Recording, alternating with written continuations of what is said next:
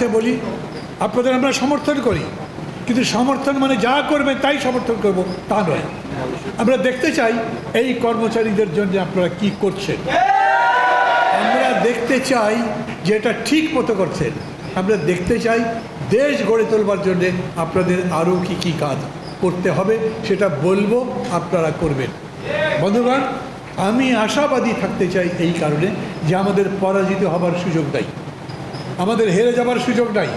আমাদের এই দেশ গড়তে হবে, এত বড় সুযোগ। হাজারখানেক লোকের রক্তদানের মধ্যে দিয়ে যেই চেতনা জেগে উঠেছে, সেই চেতনাকে কাজে লাগাতে পারবো, এই বিশ্বাস রেখে আমি আমার কথা বলা শেষ করব। আবারও বলি, আপনাদের আন্দোলনের সাথে আমরা আছি, যখন ডাকবেন আমাদের পাবে। সেইখানে সরকার আনা, যাতে দুর্নীতি যেভাবে আজকে জেগে বসেছে তার সুযোগ কাঠামোগতভাবে যেভাবে আছে সেটা বন্ধ করা যায়। আর দুর্নীতি বন্ধ করতে চাইব, আর আমাদের কর্মকর্তা কর্মচারীদের প্রয়োজনীয় বেতন দেব না। তাকে হয় না খাইয়ে রেখে আপনি বলতেন যে আপনি দুর্নীতি করেন না, এইটা হচ্ছে আসলে বড় দুর্নীতি করার একটা ষড়যন্ত্র।